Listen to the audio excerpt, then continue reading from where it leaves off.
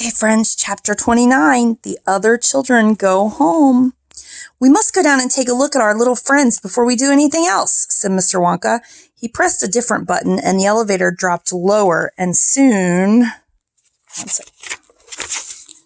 It was hovering just above the entrance gates to the factory. Looking down now, Charlie could see the children and their parents standing in a little group just inside the gates. I can only see 3, he said. Who's missing? I expect it's Mike TV, Mr. Wonka said, but he'll be coming along soon. Do you see the trucks? Mr. Wonka pointed to a line of gigantic covered vans parked in a line nearby. Yes, Charlie said. What are they for? Don't you remember what it said on the golden tickets? Every child goes home with a lifetime supply of candy. There's 1 truckload for each of them, loaded to the brim. Aha! Mr. Wonka went on. There goes our friend Augustus Gloop. Did you see him? He's getting into the first truck with his mother and father. You mean he's really all right? Asked Charlie, astonished, even after going up that awful pipe. He's very much all right, said Mr. Wonka. He's changed, said Grandpa Joe, peering down through the glass wall of the elevator. He used to be fat, and now he's thin as a straw. Of course he's changed, said Mr. Wonka, laughing. He got squeezed in the pipe, don't you remember? Okay, so let's see if we see him over here in this little image. I guess that's the tall, skinny guy in the back would be him. And there's the trucks. And there they are up in the elevator. Okay. Let's see.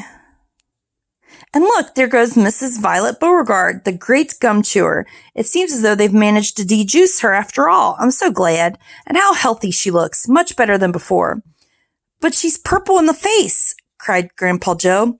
So she is, said Mr. Wonka. Oh, well, there's nothing we can do about that. Good gracious, cried Charlie. Look at poor Veruca Salt and Mr. Salt and Mrs. Salt. They're simply covered with garbage. And here comes Mike TV, said Grandpa Joe. Good heavens, what have they done to him? He's about 10 feet tall and thin as a wire.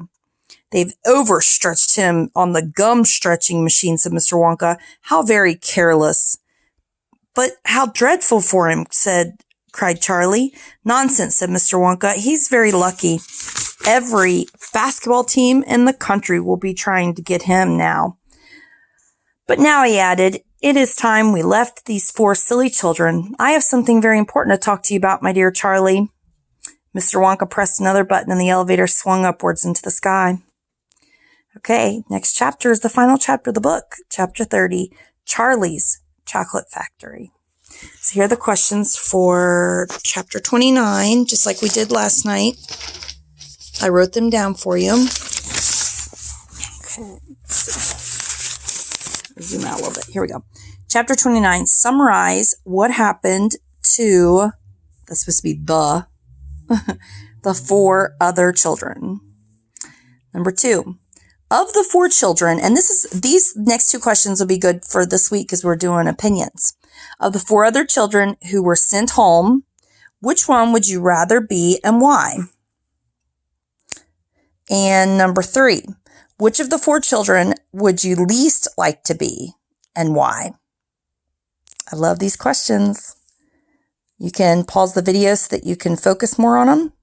Good luck, guys, and I will see you tomorrow night for the very last chapter, Charlie and the Chocolate Factory. I know you're going to love it. Don't go ahead in the movie if you can't. Try to stop. Okay, I'll see you guys later. Bye.